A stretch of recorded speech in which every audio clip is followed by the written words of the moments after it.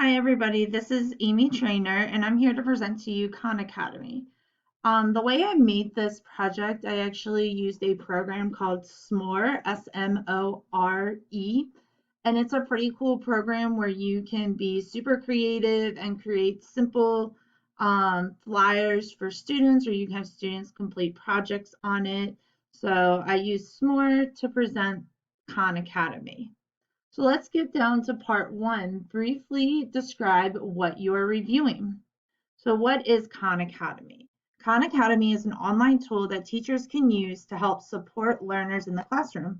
This program targets grades K through 12 and goes beyond just the core subjects, including AP tests and taking SAT prep classes, along with some other subjects. So let's move on to the learning goals. When it comes to learning, Khan Academy is to provide support in the classroom and should not replace the actual teacher. I have personally never used Khan Academy, but after exploring the program over the past few days, I think it will be a very useful tool for my students, especially the SAT prep. Since I teach 11th grade, all juniors are required to take the SAT in the spring. They're giving a free SAT test.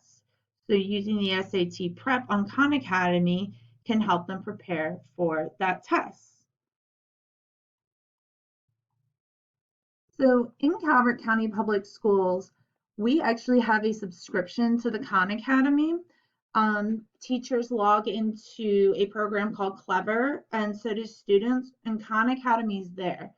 And what's really neat about this is all of my classes are already populated into Khan Academy, and it's repopulated every night. So if I get a new student, then that student will automatically sync to my Khan Academy. So this picture right here is actually all of the classes that I teach and all the students I have. This picture is just assigning content where I would click over here and I would assign content to my classes. And then right here, if I were to assign a unit to my class, I'd pick which class. I could pick students or all students, give it a due date, and then a time that it would actually be due for my students. And this right here is a simple video of how Khan Academy works. What we do is we go to our staff page, we click on Clever,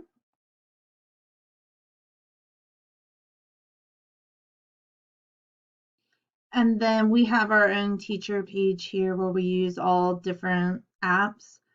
And Khan Academy is one that is used a lot by teachers in the county. So it is already linked to our Office 365 accounts. It's also already linked to the students' Office 365 accounts as well.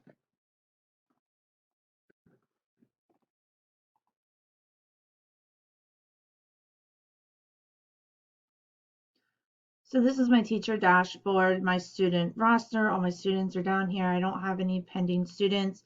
Over here, you can see where the assignments and scores and all my settings would be. So if I want to assign something, I would have to add it to the course. So I teach high school English. So I might do some reading and language arts skills, or I might do some grammar. I'll just pick ninth grade reading and vocabulary. I'll just click on that, save it, and then all I do is I just click what I want them to actually do. So close reading, poetry has been big this unit, so I might want them to do that. Argumentative text has also been important, but maybe I don't want them to do all of it. Maybe I only want them to focus on these standards. And what else you can do is you can actually click and see the videos play so that you can see what exactly the students would be watching. And once I'm ready to assign, I'll click assign. Different questions for each set of students, same question set for each student. I'm going to do the same based on the class that I would choose, which would be my co-taught class.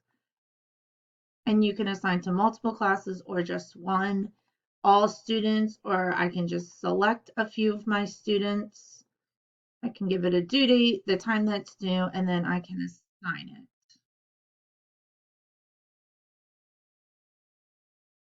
And then once it is assigned, I can go and click View Assignments.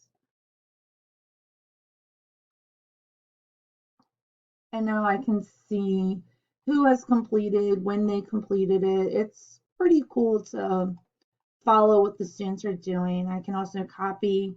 I can delete if I find that I really didn't like the assignment I assigned them.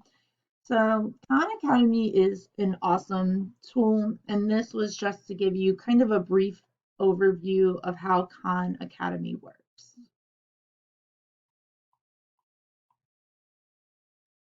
So moving on to part 2, how does multimedia resource address Mayer's multi-design principles? So the 3 principles that I focused on were the segmenting, personalization, and voice principles. The segmenting principle explains that we learn best when we have control over our presentations and learning. Khan Academy allows students to move through videos at their own pace. They can also pause and play at will. I also really like that the units are chunked for each teacher and for the students. The personalization principle explains that we learn best when there is a more casual voice talking. In Khan Academy, the videos are very personal and casual. When watching, I felt like someone was having a conversation with me. I also like that the videos I watched provided real life examples, making them more interesting and relatable. And finally, the voice principle tells us that we learn best when there is a human voice. None of the videos I saw in Khan Academy while exploring used a Siri-like voice. There was always a real human on the other side. Khan Academy also didn't have audio glitches when I was watching, which is very important as well.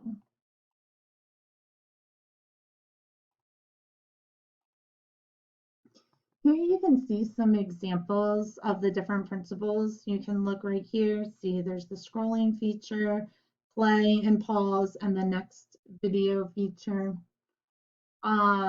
This is also the chunking where teachers can assign different portions and it will be chunked out for students. So part 1 would be citing evidence and literary analysis. Then they could move on to developing theme, analyzing tone through word choice and the elements of a poem. And then this would be a video of the voice and how this is a real life person who is having a nice conversation, and he even makes some jokes in it. So part 3, how does the multimedia resource draw on or address intrinsic and or extrinsic motivation of learners? Has the resource implemented strategies to meet the needs of our diverse learners? When it comes to intrinsic and extrinsic motivation, Khan Academy uses both intrinsic and extrinsic motivation.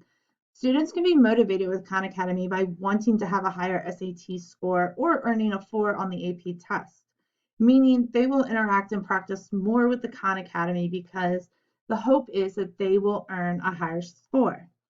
For students who are not using Khan Academy for the SAT and AP prep reasons, but are being assigned lessons by their teacher, there has to be more intrinsic motivation. Khan Academy provides feedback when a student gets the incorrect answer to help them stay motivated to continue answering. The program will keep the incorrect answer highlighted and give the students the option to move to the next question. Khan Academy also gives the students a gold star and some confetti if they get it right. And these are some pictures of those examples. Khan Academy does a great job at meeting the needs of our diverse learners, in my personal opinion. The videos keep students interested, provide visuals, and kept personal to maintain engagement. Students are also able to annotate the text when completing the practice questions.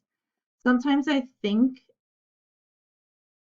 some things I think could be improved with Khan Academy would be having different difficulty levels in each unit.